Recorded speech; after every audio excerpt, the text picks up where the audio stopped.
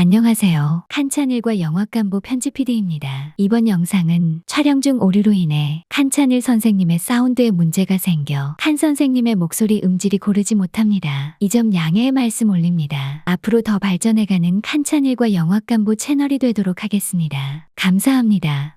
안녕하세요 여러분, 칸찬일과 영화 깜보. 첫 번째 영화는 울산의 별을 짚었었죠. 두 번째 영화로 1월 31일 개봉될 비욘드 유토피아, 그야말로 지금 전 세계적으로 일대 센세이션을 일으키고 있는 영화인데요. 사실 이 영화에 대해서 구체적으로 하기 전에 우리 공동 진행자 두 분 인사하시고. 네, 저는 깜보 1을 맡고 있는 민혜입니다. 네, 안녕하세요. 반갑습니다. 깜보 2를 맡고 있는 저는 김상혁입니다. 반갑습니다. 오늘의 아주 귀한 초대 손님을 소개하기 전에 영화에 대해서 아주 간단히 두 분 중에 한 분이 소개를 좀 해주시면 좋을 것 같은데. 지금 일단 세 가족의 이야기가 나옵니다. 이현서 씨부터 시작해서 이소연 씨, 그리고 우리 노 씨 가족분들의 일대기들의 얘기가 나오면서 탈북하는 과정들에 대한 이야기들이 점점점 나오게 되어 있어요. 근데 이것들에 대한 이야기를 나오기 전에 북한의 현 상황이 어떤지, 그리고 남한의 상황과 어떻게 비교가 되는지, 이런 것들을 세세하게 조금씩 보여주게끔 되어 있더라고요. 탈북하는 과정 중에서 어떠한 일들이 벌어지는지, 그런 에피소드에 관련된 것도 같이 눈여겨보시면 좋을 것 같습니다. 영화 속에서는 10년간 1000여 명이라고 소개됐는데, 제가 사전에 대화를 나눠보니까 24년간의 사역 동안 1000여 명의 탈북민을 탈출하게끔 하셨다고 하더라고요. 네. 그 주인공 김성은 목사님 모셨습니다. 환영합니다. 안녕하세요.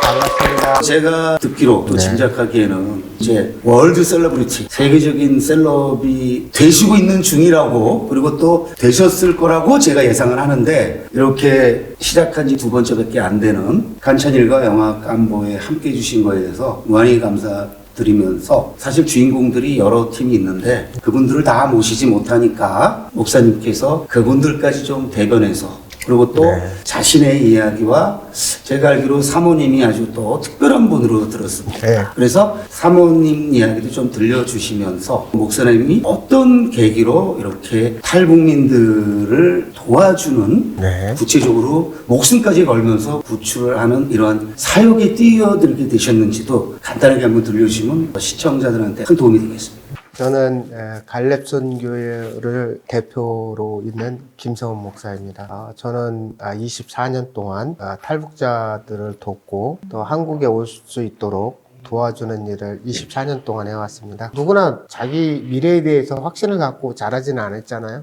근데 저는 종교인이다 보니까 하나님의 뭐 특별한 은혜가 있었던 것 같아요. 제가 2000년도에 우리 은사 목사님께서 우리가 신앙인인데 나라와 민족을 위해서 무언가를 해야 되지 않냐, 그래서 멀리 찾지 말고 사상과 이념을 넘어서 저 북한에 있는 사람들이 고통받고 있는데 그들을 도울 수 있는 방법을 우리가 한번 생각해보자. 그래서 간 곳이 중국 도문이라는 곳에 북한 국경 지역이었어요. 정말 충격이었어요. 처음에는 딱 들어가니까 북한의 산에는 나무 한 그루 없는 거예요. 풀 한 폭이 없었어요. 그 당시 정말. 아니 사람 사는 곳에 왜 나무가 없고 풀이 없지? 정말 놀랬고, 그런데 이제 한참 두만강에 있는데 그 장마 때 북한에서 이렇게 시체들이 계속 떠내려오는 거예요. 굶주려서 탈출하다가 힘이 없어서 강물에 그렇게 죽은 시체들이 떠내려오는데, 국경을 지키는 중국 군대들이 뭐 긴 막대기로 그 시체를 중국 쪽으로 못 넘어오게 밀어버리는 거예요. 북한 쪽으로. 자기네 국민이 아니니까 또 그게 이제 밀어서 북한 쪽으로 가면 북한 군대가 자기네 국민이니까 땅에 묻어주면 좋으련만 또 자기네들도 귀찮으니까 다시 막대기로 중국 쪽으로 밀어버리는 거예요. 둥둥 떠다니다가 이제 그 강 밑으로 가라앉아 버리면 영원히 그 강 바닥에 가라앉게 되는 거죠. 중국인들이 탈북자를 그렇게 다루는 모습을 보면 분노가 일어나는 거예요. 그러면서 제가 이제 두만강에 서 있는데 한 5살, 6살? 이게 굉장히 그 한국 그 어린이들하고 북한 어린이들하고 많게는 30cm 차이 나요. 그 나이 또래에. 근데 여자아이가 제 손을 꽉 잡는데 막 이게 거북이 등가죽인 것 같아요. 막 거친 손이 저를 딱 잡더만 이렇게 얘기하는 거예요. 선생님, 같은 민족끼리 좀 같이 먹고 삽시다. 이게 말이나 되냐고요. 그래서 그 아이를 딱 보면서 눈물이 팍 도는 거예요. 그런데 그 아이를 도와주고 나니까 한 3, 40명 아이들이 이제 지켜보고 있다고 확 몰려서 우리도 도와주시라요 막 이러는데 정말 그때 놀랬던 게 뭐냐면 부모가 굶어 죽은 꽃제비들, 또 부모는 북한에서 넘어올 수 없으니까 북한 국경지대에 있고 아이들만 어머니를 살리기 위해서 넘어와서 저희들한테, 근데 기가 막히게 한국 사람인지 아는 거예요. 네. 그 차림새를 봐서 그런지 그때 제가 이제 다시 종교적으로 돌아가서 하나님, 내가 미력하지만 북한 우리 민족을 위해서 이들에게 도움을 주는 사람이 되겠습니다. 그렇게 이야기를 하고 하는데 이게 운명이고 하나님 뜻이라고 했던 아까 얘기는 네. 그러고 났는데 우리 와이프가 북한에서 바로 넘어온 거예요. 그래서 아내가 넘어와가지고 저를 딱 보더니 키가 사실 지금 김정일 국방위원장하고 저하고 키가 거의 같아요. 그리고 배 나온 사이즈도 그랬고 영화에서도 나오는 것 같아요. 저를 딱 보자마자 부끄러우면서 우리 장군님 닮으셨습니다. 그리고 막 쫓아다니는 거야. 그래서 어연이 좀 벙벙하더라고요. 일단 언어가 서로 통하고 같은 민족이다 생각하고 또 그렇게 저를 좋아하고 이다 보니까 급격하게 친해지더라고요. 그러면서 이제 제가 그때 무슨 배보로 그랬는지 혹시 한국에 갈 마음이 없습니까?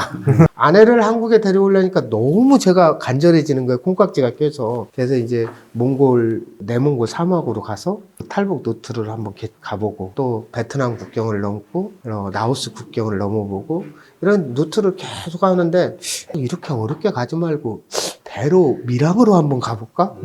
그래서 이제 밀양을 생각했어요. 그래서 밀양을 알아보고 근데 정작 우리 아내는 한국에 비행기를 타고 2시간 만에 왔어요. 뭐 여기서 다 얘기하면 그렇지만 정말 하나님의 뜻이라는 게 중국의 아내하고 똑같은 나이의 사람이 결핵으로 돌아가셨어요. 그래서 그 사람을 사망신고를 안 하고 중국이 이제 또 뇌물이 통해서 그 여자분 이름으로 아내를 바꿔가지고 국제 결혼으로 데리고 온 거야. 아유. 네. 그러면 저는 괜한 고생을 했잖아. 밀양 알아봤죠. 뭐 내몽골 갔죠. 베트남, 라오스. 이거 뭐 하는 짓인지 모르겠다고 이랬는데 아내가 무사히 한국에 오니까 그때 이제 중국에 같이 있던 동료들이 나 좀 갈 수 없겠냐. 뭐 이러다 보니까 비행기는 너무 비용이 많이 들잖아요. 결혼하는 것도 그렇고 그래서 베트남으로 한번 아니면 몽골로 한번 가보자. 그래서 이렇게 구출해 왔는데 뭐 아내 친구 하나를 구출해 왔더니 그 친구가 우리 아들 거기다 놓고 왔는데 좀 데려다 달라. 그래서 또 야 이건 아닌데 그러면서 또 가서 또 구출해 오고 또 그 가족이 오고 되니까 엄마가 북한에 있으니까 또 구출해 오고 그러다 보니까 그 집 엄마가 왔더니 우리 아들 좀 데려다 달라. 그래서 이게 사실은 아내를 구출하려고 하는 게 이게 자꾸 번지고 다른 사람 이렇게 하다 보니까 지금까지 최근에 일주일 전에 제가 7명을 이 비욘드 유토피아하고 똑같은 거리를 걸어서 7명을 구출했어요. 일주일 전에. 그래서 이렇게 구출하다 보니까 어느덧 이번 7명 구출하고 나니까 1,015명을 구출하게 된 거예요. 우리 김 목사님 라이프 스토리만으로도 밤새 얘기를 나눌 수 있을 텐데 사실 그동안 우리가 여느 다큐에서 봤던 것과는 너무 많이 달랐어요. 어떻게 저걸 찍었을까 싶을 정도로 영화적인 연출이라는 측면에서 모든 거를 접근하는데 이거는 연출의 그 어떤 영역을 넘어서는 그래서 아마 그 진정성 때문에 모두가 다 감동하고 했을 거고 이 편집이 마치 서울의 봄을 볼 때처럼 굉장히 속도감이 넘치고 역동적으로 연출이 됐더라고요. 그래서 자막을 읽는 거는 좀 불편해요. 그런데 영화적 재미로도 1시간 55분의 길이가 길지 않다라는 느낌이 느껴졌거든요. 그래서 저는 이 매들린 게빈이라는 이 감독은 전혀 모르는 감독인데 이 감독이 꽤 수준이 있고 의식만 있는 것이 아니라 영화적 역량도 꽤 있는 감독이라는 생각이 들었어요. 어때요? 그 두 분이 보실 때는 다큐를 영화로 봤을 때 기존에 봐왔던 어떤 다른 다큐들과 다른 점이 혹시 있었는지. 저 같은 경우에는 이제 다큐멘터리 영화를 많이 보지는 않았었어요. 유쾌하고 재밌는 영화들을 좀 많이 봐왔던 세대를 이제 살고 왔다 보니까 다큐멘터리에 대한 약간 생소함을 갖고 있었는데, 제가 여지껏 봤었던 다큐멘터리랑 가장 큰 차이점은 인설트 장면이 굉장히 많았다는 거에 대해서 굉장히 감명이 깊었어요. 1차원적으로 생각을 했을 때도 우리가 탈북하는 과정이라든지 북한의 실상황이라든지 이런 것들을 대체적으로 접하기가 쉽지가 않아요. 요즘에 북한의 실정은 어떤지 이런 것들을 전혀 몰랐었는데, 압록강 두만강 앞쪽에서 길을 어떻게 넘고 그런 것들을 보는 것들이 되게 직간접적으로 체험을 하는 듯한 느낌이 되게 생생해가지고 너무 좋더라고요. 저 같은 경우에는 인간극장이라든지 이런 이제 다큐멘터리 TV로 많이 나오잖아요. 거기에서 접해봤던, 우리가 쉽게 경험할 수 있었던 것보다 너무 적나라하게 그런 실상황들을 마주치고 나니까 조금은 충격을 좀 받기도 했었고, 그리고 그런 날 것 그대로를 보여주는 게 사실 별로 없잖아요. 조금은 포장을 하고, 그리고 탈북자들도 프로그램에 나와서 얘기하시는 것도 그때는 이랬습니다라고 이야기로 풀어서 얘기를 하시는 경우들이 더 많았던 것 같은데, 오히려 그런 상황들을 보니까 그 영화를 보고 난 다음에 제가 씻고 화장을 하고 쓰고 있는 모든 거에 대해서 너무 감사하게 느껴지는 생각도 들고. 두 MZ세대의 이 영화에 대한 근데 평가를 드리니까 좀 신선하시잖아요. 예, 너무 제가 하고 싶은 말을 그냥 다 한 것 같아요. 왜냐면 저가 이 비욘드 유토피아 찍고 난 다음에 그랬어요. 네. 한국에서 제가 여러 시사회를 가면서 사실 저희들 어렸을 때 도시락 싸갖고 갈 때 혹시 계란이라도 하나 후라이 하면은 그 도시락 밑에다가 계란 딱 집어넣고, 그래서 몰래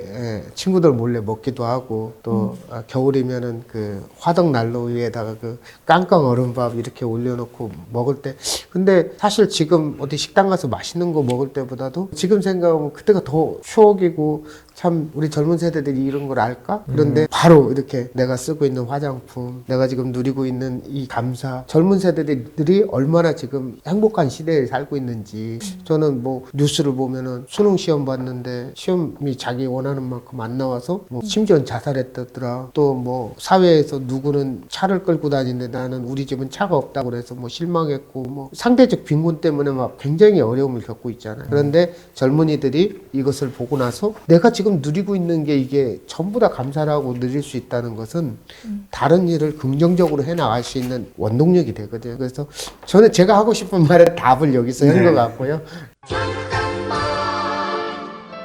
탄찬일과 영화감보는 작은 예산과 인력 부족으로 인해 알려지지 못하는 다양성 영화들을 폭 넓게 소개하는 채널입니다. 매주 작지만 알찬 영화 한 편을 선정해 다양한 영화들의 정보를 제공하며 문화적인 삶의 질을 높여주기 위한 콘텐츠입니다. 영화평론가 전찬일 선생님과 저 민혜, 그리고 상혁이가 함께 독립영화를 응원하는 마음으로 재밌고 알차게 만들어 가겠습니다. 앞으로 많은 사랑 부탁드립니다. 좋아요, 댓글, 알림 설정은 사랑입니다. 사실 이건 스릴러하고 관계없는 영화잖아요. 네. 그런데 여느 스릴러도 비교할 수 없는 긴장감이 있죠. 굉장히 영화적 편집이 잘 됐어요. 그래서 제가 서울의 봄하고 비교하면서 얘기했던 이유가 그거예요. 제가 목사님 여기 계시지만 도대체 이분은 어떻게 이게 가능할까? 제가 볼 때 이 영화가 후보에 들지 못한 것은 아카데미 역사에서 굉장히 오점으로 남을 것 같고요. 비욘드 유토피아가 장편 다큐멘터리 부분에서 최종 후보에 들지 못한 것에 대해서 신랄하게 비판을 다시 한번 하도록 하겠습니다.